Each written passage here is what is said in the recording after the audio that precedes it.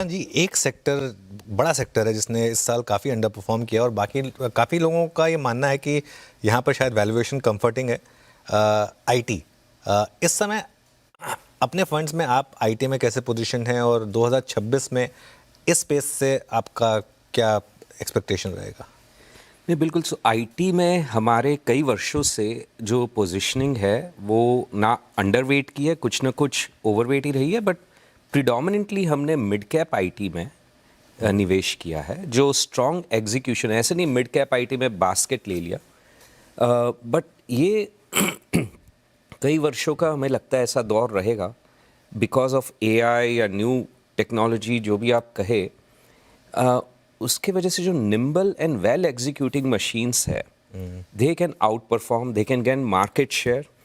Larger companies को थोड़ी ज़्यादा दिक्कत होती है, उनका बेस बिजनेस कैनिबलाइज होता है, जबकि स्मॉलर कंपनीज ज़्यादा अग्रेसिवली लार्जर कंपनीज के अकाउंट्स को टारगेट करके, हालांकि उनका खुद का भी थोड़ा बहुत कैनिबलाइज होता है, बट वो दूसरा बिजनेस ज़्यादा तेज़ी से विन कर सकते हैं अगर एग्जीक्यूशन मशीनरी स्ट्रांग हो, टेक्निकल कैपेबिलिटी स्ट्रांग हो और सेल्स ऑर्गेनाइजेशन स्ट्रांग हो।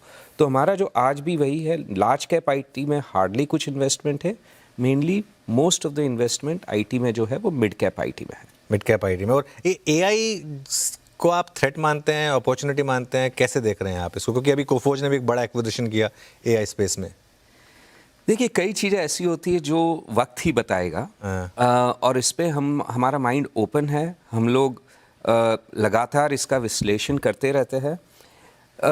एक चीज़ ज़रूर कहूँगा कि पिछले 25-30 सालों में आईटी का जो वो ऑबिचुरी कहते हैं वो कई बार लिखी गई है। पहले कहा गया था कि Y2K के बाद आईटी कंपनीज को कोई बिजनेस नहीं बचेगा, क्लाउड के बाद कोई बिजनेस नहीं बचेगा, फिर कहा डिजिटल के बाद कोई बिजनेस नहीं बचेगा, अब एआई के बाद देखा जाएगा। पहले ये जो भी इवेंट्स हुए उनसे देखा गया कि the nature of business shifted, या पुरानी टेक्नोलॉजी पे कम स्पेंड हुआ बट नई टेक्नोलॉजी पे ज़्यादा हुआ। दुनिया भर की कंपनीज का एक ये है कि उनके पास हजारों टेक्नोलॉजी प्रोजेक्ट्स होते हैं। अगर कोई सस्ते ढंग से कोई प्रोजेक्ट्स हो जाए तो ऐसे नहीं कि प्रोजेक्ट्स ख़त्म हो जाते हैं, नए प्रोजेक्ट्स लगे ही रहते हैं। उन लोग अपने कंपनी का रेवेन्यू का 5%, 7% अलग अलग इंडस्ट्री में वो स्पेंड करते हैं, और वो एआई आए या ना आए, कितना लागू एआई आएगा तो सही, बट कितना लागू होगा, कितना नहीं, कितने टाइम पे लागू होगा, वो अभी पता नहीं। जब वो सेटल होगा तो हमारे हिसाब से कोई टैक्स स्पेंड में रिडक्शन नहीं आएगी।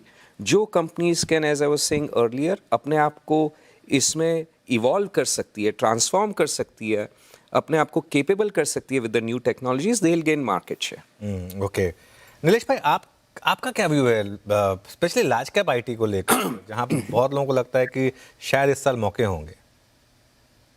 जैसे प्रशांत भाई ने कहा कि अब आईटी क्षेत्र में आपको उन कंपनीज में निवेश करना है जो एआई का लेवरेज करके अपने क्लाइंट को cheaper, better, faster solution provide कर सके।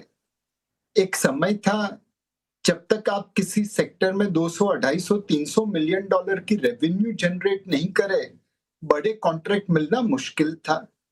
बट आज उसी क्षेत्र में छोटी आईटी कंपनीज अगर क्वालिटी वर्क प्रदान करती है, कम कीमत पे प्रदान करती है और कम समय में डिलीवर कर सकती है, तो उन्हें बड़े बड़े कॉन्ट्रैक्ट मिलने लगे हैं।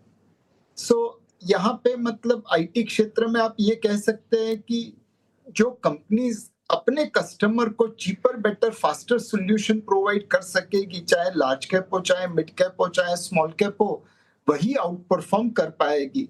Size earlier was an advantage, now with AI size is no longer the advantage.